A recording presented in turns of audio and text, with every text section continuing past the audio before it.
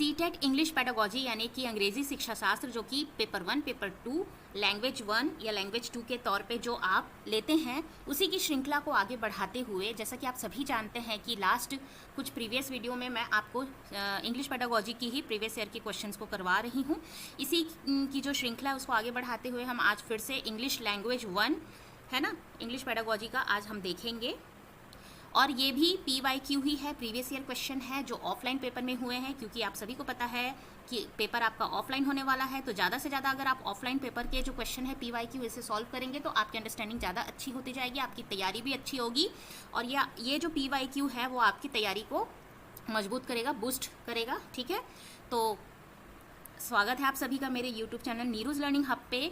मैं निर्मला साहू, मैंने बीएड में टॉप किया हुआ था। सीटेट पेपर 1, पेपर 2 मैंने सेल्फ स्टडी से क्वालिफाई किया हुआ था as a PGT English teacher. मुझे कई सालों का टीचिंग में एक्सपीरियंस है और आप सभी को पता है कि मैं आपको यहाँ पे सीटेट की पेडागोजी और कंटेंट दोनों की तैयारी कराती हूँ, हर सब्जेक्ट की।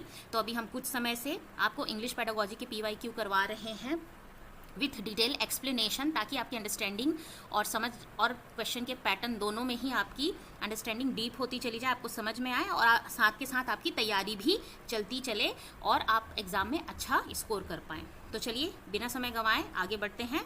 आज हम देखते हैं ये लैंग्वेज 1 जो है, जो लास्ट वीडियो मैंने कराई थी वो लैंग्वेज 2 थी, इंग्लिश की ही, और आज जो करवा रही हूँ वो लैंग्वेज 1 है, इंग्लिश की। ठीक है, तो लैंग्वेज 1 आप सभी को पता है, अगर आप इंग्लिश में लैंग्वेज 1 लेते हैं तो थोड़ा सा डिफिकल्ट होता है और लैंग्वेज 2 लेते हैं तो थोड़ा सा इजी होता है, पैसेज और पैराग्राफ को लेके, और क्वेश्चन भी थोड़े से इजी ही पूछे जाते हैं। लैंग्वेज 1 में थोड़ा सा क्वेश्चन डिफिकल्ट होता है, थोड़ा सा, ज़्यादा नहीं, लेकिन तैयारी आपके दोनों पेपर के लिए बहुत सही जाती है अगर आप अच्छे से कर लेते हैं। तो चलिए पहला क्वेश्चन हम देखते हैं।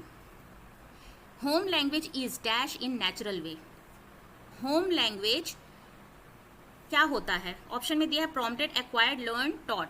अच्छा देखिए, होम लैंग्वेज यानी कि मदर टंग, आपकी जो वर्नैक्युलर लैंग्वेज होती है, आपकी जो मातृभाषा होती है, उसके बारे में कहा है वो नेचुरल होती है। किस तरह से, कैसे? एक्वायर्ड, आप उसे नेचुरली एक्वायर करते हैं। इसके लिए आपको कोई सिस्टमेटिक फॉर्मल एजुकेशन की ज़रूरत नहीं पड़ती। इसके लिए आपको कोई स्कूल नहीं जाना पड़ता है, या कोई क्लास नहीं लेनी पड़ती है, या कोई ग्रामर रूल या सिस्टमेटिक जो सेंटेंस स्ट्रक्चर है ये सब सीखने की आवश्यकता नहीं होती है, क्योंकि ये आपका मदर टंग होता है या वर्नैक्युलर लैंग्वेज होता है। तो आप इसे खुद से ही सीख जाते हैं, है ना, सबकॉन्शियसली या अनकॉन्शियसली सीख जाते हैं बिना किसी एफर्ट के। ठीक है, जैसे कि लास्ट मुझे याद है एक क्वेश्चन कराया था हमने कि जो लर्न लैंग्वेज होती है वो डेलिबरेट यानी कि जानबूझ के इंटेंशनली सीखी जाती है, कॉन्शियस एफर्ट से सीखी जाती है। लेकिन ये जो होम लैंग्वेज की बात आ रही है, देखिए जस्ट अपोजिट आ गया। होम लैंग्वेज में आप अनकॉन्शियसली अपने आप ही सीख जाते हैं। जैसे कि आप अगर हिंदी स्पीकिंग हैं, ठीक है, आपकी मातृभाषा हिंदी स्पीकिंग है, आपकी मदर टंग हिंदी स्पीकिंग है, आप जैसे ही 2 साल के होते हैं अपने आप मम्मी पापा खाना खाना है, मुझे खाना दो, इस तरह की बातें बोलना सीख जाते हैं। और एकदम सही ग्रामर में, आपको कोई नहीं सिखाया होता है कि इसको ऐसे बोलना है, इसको ऐसे बोलना है, क्योंकि ये आपकी मदर टंग है, आपकी नेटिव लैंग्वेज है, वर्नैक्युलर लैंग्वेज है। तो ये आप अपने आप अक्वायर कर लेते हैं अनकॉन्शियसली, बिना किसी एफर्ट के, इसीलिए ये एक्वायर्ड होती है। Home language is acquired in natural way. बहुत ही स्वाभाविक, बहुत ही प्राकृतिक रूप से आप होम लैंग्वेज को एक्वायर्ड करते हैं, लर्न नहीं करते हैं। लर्न किसे करेंगे? जो आपकी सेकंड लैंग्वेज है या टारगेट लैंग्वेज है। ठीक है, और वो सेकंड लैंग्वेज कुछ भी हो सकती है, इंग्लिश, फ्रेंच, स्पेनिश, जो भी अदर लैंग्वेज आप सीखना चाहते हैं। ठीक है, लेकिन होम लैंग्वेज जो है वो हमेशा नेटिव होती है, वर्नैक्युलर होती है। ये वर्ड मैं बार बार इसलिए बोल रही हूँ, कई बार वर्नैक्युलर लैंग्वेज भी पूछ लेता है, ये शब्द को भी पूछ लेता है। वर्नैक्युलर क्या होता है? वर्नैक्युलर आपकी मदर टंग होती है। ठीक है, मदर जो टंग होती है, नेटिव लैंग्वेज होती है, जो आपकी मदर जो टंग है वही वर्नैक्युलर है, कंफ्यूज मत होइएगा। नेक्स्ट हम देखते हैं, Which of the following is not true while teaching the learner in their mother tongue at primary level? जब आप छोटे बच्चों को प्राइमरी लेवल पे उनके मदर टंग में सिखाते हैं, टीचिंग करते हैं स्कूल में, तो इनमें से कौन सी बात नहीं होती है? नहीं पे ध्यान देंगे। तो 3 ऐसा ऑप्शन होगा जो होता है और एक होगा नहीं होता। हमें नहीं होता है फॉन्ट करना। अच्छा, जब प्राइमरी लेवल पे टीचर बच्चे को मदर टंग में सिखाती तो क्या होता है? It help children in learning in natural environment. Yes, उसके नेचुरल एनवायरनमेंट उसे मिलता है, मतलब जो जैसे वो घर से सीख के आया है सेम वैसे ही वो यहाँ पे भी अगर बात करते हैं या सिखाते हैं तो उसको ऐसा फील होता है। It develop self confidence in child. हाँ, उसको सेल्फ कॉन्फिडेंस इसलिए होता है क्योंकि वो ज़्यादा अच्छे से एक्सप्रेस कर पाता है। कोई बच्चा अपनी मातृभाषा बोल रहा है, सपोज़ कोई बच्चा तेलुगु है और उसको इंग्लिश मतलब स्कूल में अगर भेजे हैं सपोज़, ठीक है, ऐसे तो उन्हें इंग्लिश भी आती है, बट अगर बच्चा छोटा है तो उसे तेलुगु आ रही है या मराठी आ रही है, अदर लैंग्वेज उसकी जो मदर टंग है वो आ रही है और इंग्लिश नहीं आ रही है, अगर उससे कुछ पूछा जाए तो वो उस इंग्लिश में ठीक से जवाब नहीं दे पाएगा जितना अच्छा वो अपनी मदर टंग में दे पाएगा। तो सेल्फ कॉन्फिडेंस बढ़ता है अगर उसे अलाउ करते हैं। It makes learning easy. हाँ, लर्निंग भी ईजी होती, बच्चा अपने ही मातृभाषा में समझ रहा है, उसे पढ़ाया जा रहा है तो जल्दी समझेगा। तो ये तीनों नहीं होगा क्योंकि ये इसके फीचर हैं। अब यहाँ पे पूछा है नॉट, तो it is helpful in the intellectual development of child. देखिए, जो मदर टंग होती है, जो वर्नैक्युलर लैंग्वेज होती है ना, उसमें इंटेलेक्चुअल डेवलपमेंट इतना नहीं हो पाता है, ठीक है। तो ये बात इसमें आंसर सही होगी, ठीक है, कि इसमें नॉट पूछा है और यहाँ पे यही बात होगी कि it is helpful in intellectual development of child. ये बात गलत है और ये नहीं पूछा है। नेक्स्ट हम देख लेते हैं कम्युनिकेटिव लैंग्वेज टीचिंग यानी कि CLT, जो कि बहुत इंपॉर्टेंट टॉपिक है। CLT यानी कि कम्युनिकेटिव लैंग्वेज होती है, ठीक है, टीचिंग होती है। ले इम्फेसिस ऑन, किस पे ज़्यादा इम्फेसिस करता है? देखो, कम्युनिकेशन का मतलब ही आप समझ लीजिए, यहीं पे आपको कीवर्ड मिल रहा है। कम्युनिकेशन का मतलब होता है, कम्युनिकेटिव बना है कम्युनिकेशन से। कम्युनिकेशन यानी कि संप्रेषण, मतलब एक दूसरे से जो आप बात करते हैं, कन्वे करते हैं अपने मैसेजेस को, अपनी बातों को समझाने की कोशिश करते हैं, संप्रेषण करते हैं, उसे हम कम्युनिकेशन कहते हैं। और कम्युनिकेशन से बना है कम्युनिकेटिव। अब कम्युनिकेटिव लैंग्वेज टीचिंग हो रही है तो सीधी सी बात है, यहाँ पे किस पे ज़्यादा जोर दिया जाएगा? लैंग्वेज यूज पे, है ना। राइटिंग या फॉर्म या ग्रामेटिकल कॉम्पिटेंसी यहाँ नहीं देखी जाएगी। कितना अच्छा आप अपनी बातों को भाषा के माध्यम से समझा पा रहे हैं, इस पे ध्यान दिया जाएगा, इसलिए ये लैंग्वेज यूज होगा उसका आंसर, ठीक है। आई होप यहाँ तक आपको समझ में आ रहा है। जो मैं आपको समझाने की कोशिश कर रही हूँ वो आपको समझ में आ रहा है। फिर भी कोई डाउट हो तो ज़रूर पूछिएगा, ठीक है। नेक्स्ट हम देखते हैं 94। रिया, अ टीचर ऑफ क्लास 2।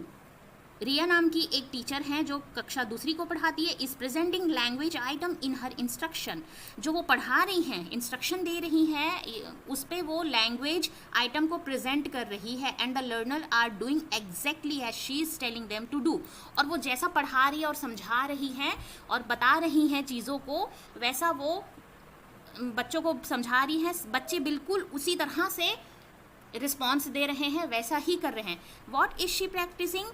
तो क्या वो कर रही हैं? सीधी सी बात है, अगर एक लैंग्वेज के क्लास में मैडम बच्चे को कुछ आइटम्स दिखा के बता रही हैं, जैसे शेर, ठीक है, L से लायन, लायन दिखाई या टाइगर दिखाई, बोली ये शेर है, ये शेर मतलब कैसे दहाड़ता है, तो दहाड़ते हुए बताएगी, तो बच्चे भी दहाड़ के बोल रहे हैं हाँ ये लायन है। तो ये होता है आपका total physical response. Total physical response में बच्चे बिल्कुल वैसे ही करते हैं जैसे एक्शन वगैरह किया जाता है। जैसे कि एक छोटा सा एग्जांपल, पोयम जब टीचर गा गा के बच्चों को प्री स्कूल में सिखाती है, छोटे बच्चों को, या फिर प्राइमरी लेवल पे बच्चे भी उसे गा गा के ही सीखते हैं। तो क्या कर रहे हैं बच्चे? टीचर को देख के सेम वैसा ही रिस्पॉन्स दे रहे हैं, वैसे ही एग्जैक्टली कर रहे हैं। उसे टोटल फिजिकल रिस्पॉन्स, उनका मूवमेंट उसके साथ चल रहा है, एक्शन के साथ जो वो समझा रही हैं वो फिजिकल मूवमेंट के साथ चल रहा है, उसे टोटल फिजिकल रिस्पॉन्स कहते हैं।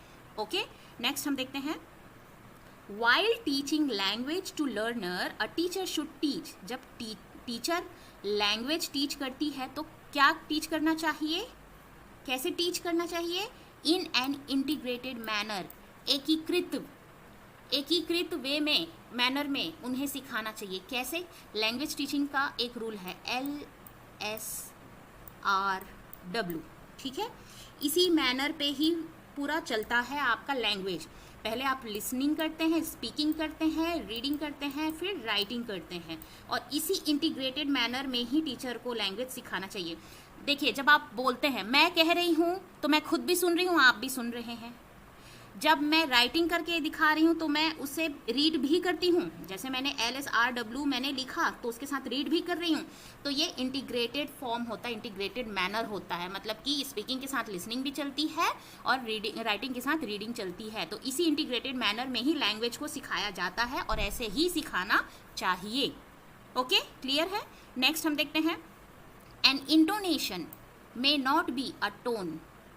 क्या नहीं है इंटोनेशन? सबसे पहली बात तो इंटोनेशन होता क्या है? इंटोनेशन जो होता है, जो आप कहते हैं स्पीच, उसका उतार चढ़ाव। जैसे मैं अभी आपको समझा रही हूँ तो तेज़, ठीक है, फिर थोड़ा कभी मेरा जो वॉल्यूम है वो धीरे हो जाता है ना, ऊपर की ओर चढ़ रहा है। कोई बात को मैं कुछ समझाने के लिए कह रही हूँ तो वो राइजिंग वॉइस हो रही है, फिर वो फॉलिंग वॉइस हो रही है। तो ये जो उतार चढ़ाव होता है ना, इसे हम इंटोनेशन कहते हैं। जो हमारा वॉइस का मॉड्यूलेशन होता है, वॉल्यूम होता है, ऊपर उठ रहा है या नीचे हो रहा है। जैसे अगर कुछ चीज़ मैं हाई वॉल्यूम में कह रही हूँ, कहते कहते मैं धीरे हो जाती हूँ, यही उतार चढ़ाव होता है, इसी को इंटोनेशन कहते हैं। और ये राइजिंग होता है, फॉलिंग होता है, और इन दोनों के बीच का जो होता है पोर्शन, उसे हम स्लाइडिंग कहते हैं, लेकिन लाउड नहीं होता है। तो यहाँ पे आंसर आ जाएगा आपका, an intonation may not be a loud tone, ठीक है।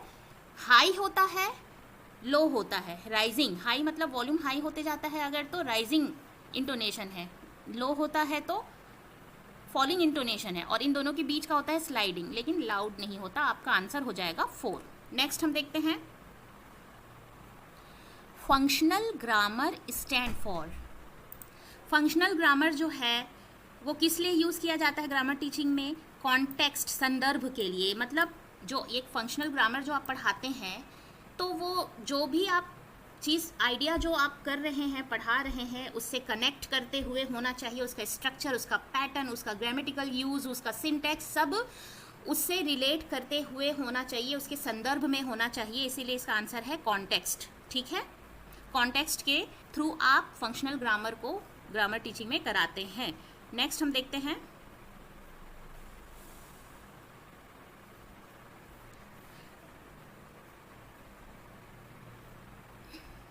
a teacher asks the learner to think of idea quickly about the topic save water and also ask them to note down their idea before writing the article on save water she is focusing on।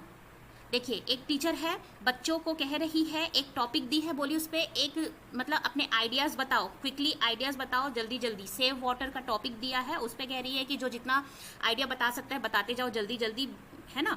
तो और क्या कह रही है, उस idea को आप writing, मतलब उसके बाद आर्टिकल उस पर लिखिए। तो ये क्या हो रहा है, यहाँ पे ब्रेन स्टॉर्मिंग हो रही है। ब्रेन स्टॉर्म का मतलब क्या होता है, कोई एक प्रॉब्लम दिया जाता है बच्चों को, और बच्चे मतलब बहुत सारे बच्चे, मतलब पूरे क्लास में जो ग्रुप है, वो अपने डिफरेंट आइडियाज़ को लाते हैं। उस प्रॉब्लम को सॉल्व करने के लिए जो सॉल्यूशन है, उसके डिफरेंट जो आइडिया लाते हैं। तो इस तरह से आइडिया का तूफान आ जाता है। एक ही प्रॉब्लम के लिए कितने टाइप्स ऑफ सॉल्यूशन निकाला जा सकता है, इसी को ही ब्रेन स्टॉर्मिंग कहते हैं। जब आप ब्रेन स्टॉर्मिंग करते हैं तो एक आपने टॉपिक दिया पूरे क्लास को, वो पूरी क्लास अगर एक एक आइडिया निकालेगी तो कई सारे आइडिया का तूफान आ जाएगा, बाढ़ आ जाएगी, इसीलिए उसे ब्रेन स्टॉर्मिंग कहते हैं, ठीक है। नेक्स्ट हम देखते हैं, which of the following is not a form of literature. देखिए, ये पैटर्न कितना मतलब रिलेट करता हुआ है। लास्ट जो वीडियो है उसमें हमने लिटरेचर के बारे में पढ़ा था कि कौन सा लिटरेचर का फॉर्म है। अगेन इसमें क्या पूछा है, फॉर्म नहीं है। तो याद है आपको ट्रैवलॉग वाला, ट्रैवलॉग क्या, कौन सा मतलब क्या है लिटरेचर का, तो हम लोग देखे थे कि वो लिटरेचर का एक फॉर्म है। यहाँ पे पूछा है कि इसमें से लिटरेचर का फॉर्म नहीं है, और इसमें भी देखिए ट्रैवलॉग दिया हुआ है। तो मैंने आपको बताया था कि 1 एक्ट प्ले भी लिटरेचर होता है, मेमोयर भी लिटरेचर होता है, ट्रैवलॉग भी लिटरेचर होता है। उसके अलावा prose, poetry, novel, fiction, gothic, ये सब कुछ क्या होता है, लिटरेचर होता है। मतलब कि जॉनरा होते हैं उसके, ठीक है। जॉनरा के बारे में पूछा था। लेकिन डिक्शनरी क्या है, नहीं है लिटरेचर। डिक्शनरी क्या है, शब्दकोश है, मतलब उस पर मीनिंग दिया होता है, डिक्शन दिया हुआ होता है, वो लिटरेचर, साहित्य का फॉर्म नहीं है। और यहाँ पे पूछा है इनमें से कौन सा लिटरेचर का फॉर्म नहीं है, तो डिक्शनरी जो है लिटरेचर का फॉर्म नहीं है। मेमोयर क्या होता है, मेमोयर अगर कई बच्चों को पता नहीं होगा इसलिए बता रही हूँ, और बहुत लोगों को पता भी होगा, फिर भी हम बता रहे कि मेमोयर जो होता है वो ऑटोबायोग्राफी या बायोग्राफी होता है, उसी को मेमोयर कहते हैं, ठीक है। कंफ्यूज मत होइएगा कि अरे ये क्या बड़ा चीज़ आ गया है, क्या है ना। 1 एक्ट प्ले मतलब कि आप जानते हैं जो प्ले ड्रामा होता है। ट्रैवलॉग ट्रैवल के बारे में, मेमोयर, ठीक है, बताया आपको किसी चीज़ के बारे में बायोग्राफी या ऑटोबायोग्राफी लिखी जाती है, उसे मेमोयर कहते हैं। तो ये सब कुछ लिटरेचर, ये तीनों लिटरेचर का पार्ट है, लेकिन डिक्शनरी नहीं है। डिक्शनरी क्या होती है, शब्दों को जो लिखा जाता है उसके मीनिंग, उसको कहा जाता है, ठीक है। नेक्स्ट हम देखते हैं, असेसमेंट इज। असेसमेंट क्या है, आकलन क्या होता है। Both process and product oriented, सीधी सी बात है, जजमेंटल नहीं होता है, सिर्फ प्रोडक्ट ओरिएंटेड नहीं होता है, सिर्फ प्रोसेस ओरिएंटेड नहीं होता, प्रोडक्ट और प्रोसेस ओरिएंटेड दोनों होता है।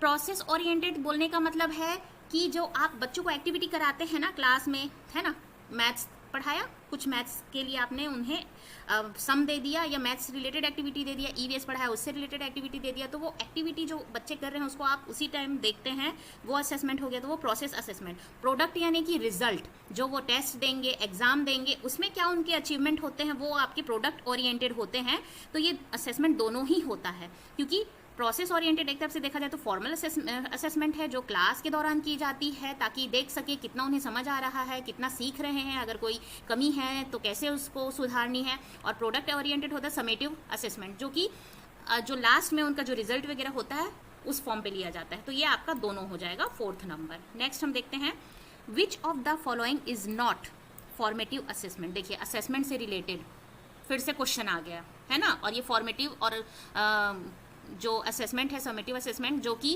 कंटिन्यूअस एंड कॉम्प्रिहेंसिव इवैल्यूएशन में आता है, जो मैंने आपको बहुत डिटेल में पढ़ाया है। मैं इसमें जो लिंक का जो डिस्क्रिप्शन है उसमें मैं इसकी लिंक जो है और प्लेलिस्ट है डाल दूंगी, आप उसे देख लेना और डिटेल में क्लास जो है देख के समझ लेना क्या होता है, ठीक है। यहाँ पे बोल रहा है फॉर्मेटिव असेसमेंट, इसमें से कौन सा नहीं है। फॉर्मेटिव असेसमेंट का मतलब क्या समझते हैं, थोड़ा सा आपको यहाँ पे बता देते हैं।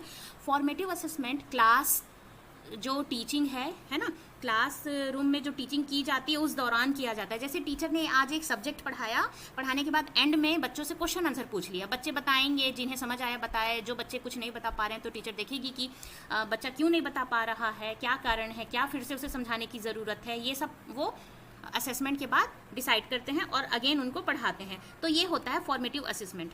चाहे वो छोटे छोटे टेस्ट के फॉर्म पे हो, जो वीकली टेस्ट वगैरह होते हैं वो भी फॉर्मेटिव असेसमेंट होते हैं, सरप्राइज टेस्ट होता है क्लास के बाद जो उनसे पूछा जाता है एमसीक्यूज फॉर्म में, ऑब्जेक्टिव फॉर्म में, ये भी फॉर्मेटिव असेसमेंट होता है।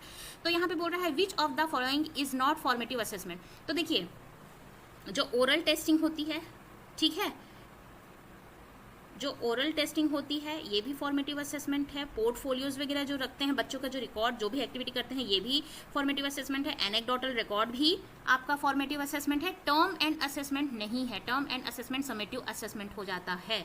इसीलिए यहाँ पे नॉट पूछा है, कौन सा नहीं है, तो फर्स्ट नंबर आपका सही हो जाएगा। टर्म एंड असेसमेंट आपका फॉर्मेटिव असेसमेंट नहीं है, बाकी ये तीनों आपका असेसमेंट है। और आपकी जानकारी के लिए आपको बता दूं कि मैंने एनेक्डोटल रिकॉर्ड भी करवा दिया है, पोर्टफोलियो भी करवा दिया है, वो भी आप जाके डिटेल में देखिए क्या होती है पोर्टफोलियो, एनेक्डोटल रिकॉर्ड, चेकलिस्ट, ये सब कुछ ये जो होते हैं ना इवैल्यूएशन टूल होते हैं, ये भी आपको समझना और पढ़ना ज़रूरी है, इससे भी क्वेश्चन बनते हैं। तो मैंने इसकी वीडियो डिटेल में करवाई हुई है, आप इसे जाके देख सकते हैं, आपको लिंक मिल जाएगी, ठीक है, डिस्क्रिप्शन में मैं डाल दूंगी, आप देख लीजिएगा। चलिए नेक्स्ट हम देखते हैं, a teacher ask the student to access their classmate during a debate competition in the class. This method of assessment is, teacher student को कहती है असेस करने के लिए अपने क्लासमेट, जो अपने क्लासमेट्स है, सहपाठी, उनको असेस करने के लिए डिबेट कंपटीशन के दौरान। तो इस मेथड से किस तरह का असेसमेंट हो रहा है, इस मेथड से पेयर असेसमेंट हो रहा है। बच्चे खुद अपने आप, अपने क्लासमेट, अपने जो पेयर हैं, उस आपस में एक दूसरे का असेसमेंट कर रहे हैं कि कितना सीखे हैं, क्या क्या सीखने की ज़रूरत है। ये सब जब आपस में बच्चे खुद अपनी लर्निंग को असेस करते हैं एक दूसरे में या खुद में, उसे पेयर असेसमेंट बोलते हैं, ठीक है। नेक्स्ट हम देखते हैं 103, match the following types of assessment. अब आप देख लीजिए 3 तरह के असेसमेंट में से 3 तरह के क्वेश्चन पूछ लिया गया है, तो ये कितना इंपॉर्टेंट है, ठीक है। 1, 2 और 3, और ये ब्रेन स्टॉर्मिंग भी एक तरह का असेसमेंट और इसमें आता है ना। तो असेसमेंट जो है कॉन्टिन्यूस एंड कॉम्प्रिहेंसिव इवैल्यूएशन के अंतर्गत असेसमेंट आते हैं, वो बहुत बहुत ज़्यादा इंपॉर्टेंट होता है। Assessment of learning, assessment for learning और असेसमेंट एज लर्निंग भी उसी में मैंने करवाया है। तो मैं आपसे बार बार रिक्वेस्ट कर रही हूँ कि आप प्लीज़ जाके इस वीडियो को कंटिन्यूस एंड कॉम्प्रिहेंसिव इवैल्यूएशन को ज़रूर देखना। इसमें से जो 3 से 4 क्वेश्चन जो बने हैं ना, उससे आपके पूरे डाउट क्लियर हो जाएंगे, जो बच्चे नए हैं या जिन्हें थोड़ी बहुत नॉलेज है और या फिर जिन्हें बिल्कुल ही सीखना है, अच्छे से क्लियर करना है, उन सब के लिए। मैं ये नहीं कहती कि बिल्कुल नहीं जानते हैं, बहुत लोग तो बहुत अच्छे से भी जानते हैं, लेकिन अगर आपकी तैयारी को और अच्छी करनी है तो आप जाके ज़रूर देखिए इसको, ठीक है। तो इसे मैच करना है, 3 तरह का असेसमेंट दे दिया है और वो क्या होते हैं वो दिया हुआ है, ठीक है। Types of assessment, assessment of learning है, बी में असेसमेंट फॉर लर्निंग है, सी में असेसमेंट एज लर्निंग है। और क्या होते हैं तो देखिए, असेसमेंट ऑफ लर्निंग होता है समेटिव असेसमेंट जो ईयर एंड में किया जाता है लास्ट में। असेसमेंट फॉर लर्निंग जो होता है वो फॉर्मेटिव असेसमेंट होता है जो कि क्लासरूम टीचिंग के दौरान किया जाता है या वीकली टेस्ट लिया जाता है या टेस्ट लिया जाता है ना, उसे कहा जाता है, मतलब कि टीचिंग लर्निंग के दौरान किया जाता है। और असेसमेंट एज लर्निंग जो होता है ना, जब स्टूडेंट खुद अपने ही लर्निंग को मतलब असेस करता है कि वो कितना सीखा है, उस पर रिफ्लेक्ट करता है कि मैंने क्या सीखा, इससे मुझे क्या समझ में आया, क्या सही है, मतलब मेटाकॉग्निशन होता है जिसे, ठीक है, कहते हैं हम, है ना। मेटाकॉग्निशन करता है, अपने लर्निंग के बारे में ही खुद एक रिफ्लेक्ट करता है कि सोचता है, विचार करता है कि क्या मैंने सीखा, कितना आया, क्या मैं जानता हूँ या जानती हूँ, उसे असेसमेंट एज लर्निंग करते हैं। ये बच्चे अक्सर अपनी लर्निंग को जब एक्सेस करते हैं, मतलब उसके बारे में विचार करते हैं, तब होता है, ठीक है। और ये दोनों तो टीचर के द्वारा किया जाता है। तो assessment of learning summative learning है जो एंड में किया जाता है। तो देख लेते हैं, assessment of learning it is use during the process of, तो ये तो during the process of teaching learning तो फॉर हो जाएगा, ठीक है। It is use when student reflect, जब स्टूडेंट अपने ही जो सीखा हुआ चीज़ है, लर्निंग है, उसको रिफ्लेक्ट करता है, मॉनिटर करता है, ये एज लर्निंग हो जाएगा, ठीक है। तो ये इसका है assessment of learning. It is use during the teaching learning process, तो ये फॉर लर्निंग है।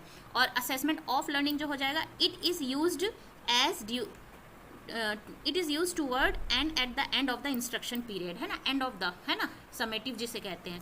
तो ए का आपका 3rd नंबर हो जाएगा, बी का 1st नंबर हो जाएगा, सी का 2nd नंबर। अब ये ऑप्शन देख लीजिए किस में है, फर्स्ट में ही दिया है, देखिए, ए का 3rd, बी का 1st एंड सी का 2nd। तो 1st नंबर आपका सही हो जाएगा, ये वाला देख सकते हैं। अब आप देख लीजिए कि असेसमेंट वाला टॉपिक भी कितना ज़्यादा इंपॉर्टेंट है। नेक्स्ट हम देख लेते हैं, which of the following is not. देखिए, नॉट करके बहुत ज़्यादा क्वेश्चन आते हैं आपको कंफ्यूज करने के लिए, है ना। Which of the following is not appropriate about language game.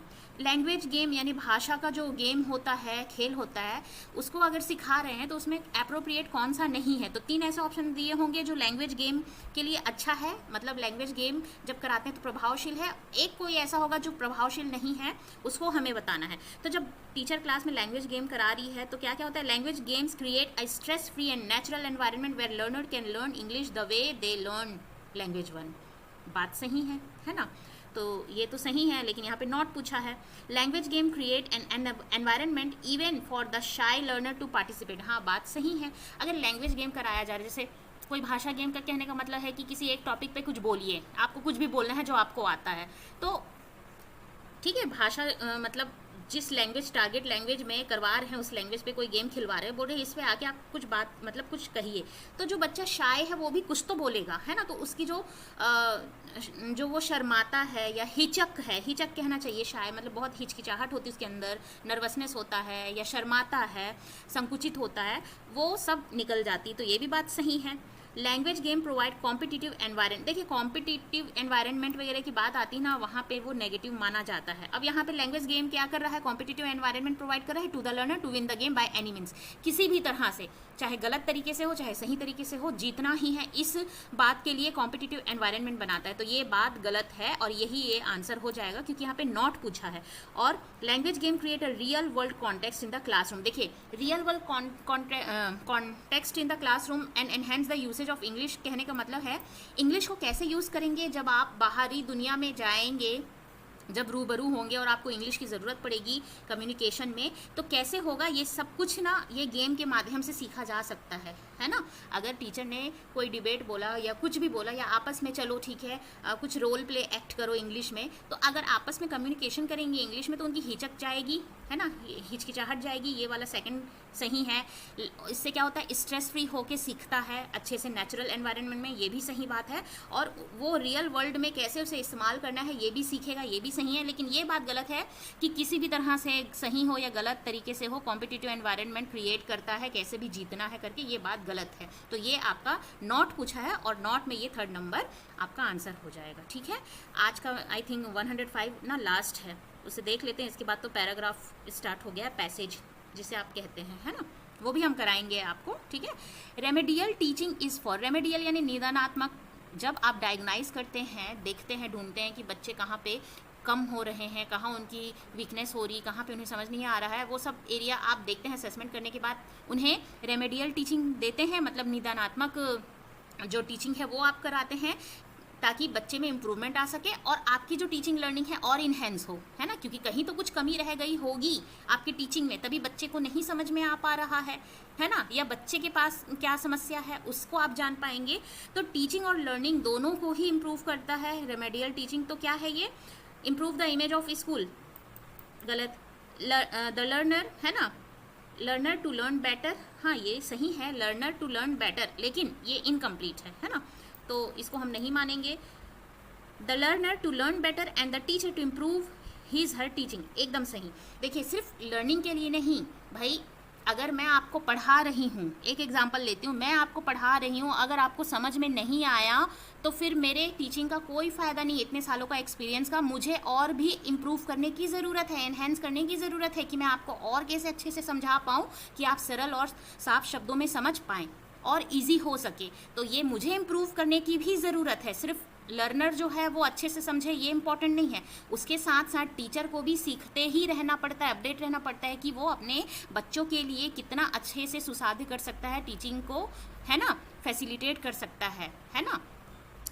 तो ये थर्ड नंबर जो है एकदम सही है कि लर्नर तो लर्न करेगा ही बेटर, उसके साथ में टीचर भी इम्प्रूव करता है अपना टीचिंग को, और the teacher to teach better. तो ये देखिए ये दोनों सिंगल सिंगल हैं, तो सिंगल सिंगल है तो इनकम्प्लीट हो गया, ये दोनों मिलाकर इसमें ऑप्शन में दिया है, ये आपका ऑप्शन सही होगा। देखिए अच्छी टीचिंग वही होती है कि बच्चे को टीचर कितने आसान तरीके से समझा सके, क्योंकि ऐसे भी बहुत टीचर होते हैं जो बहुत नॉलेजेबल होते हैं, बहुत ज्ञान होता है, लेकिन जो उनका जो टीचिंग कम्युनिकेशन होता है मे भी इतना अच्छा नहीं हो पाता है कि हर बच्चे उसे समझ नहीं पाते हैं, क्योंकि हर बच्चे का इंटेलेक्चुअल स्तर होता है वो डिफरेंट होता है। तो टीचर को ऐसा होना चाहिए कि उन्हें अपनी टीचिंग स्ट्रैटेजी, अपना जो तरीका है पढ़ाने का ऐसा करना चाहिए कि हर तरह के बच्चे अच्छे तरीके से समझ पाए और आसानी से वो सीख सके।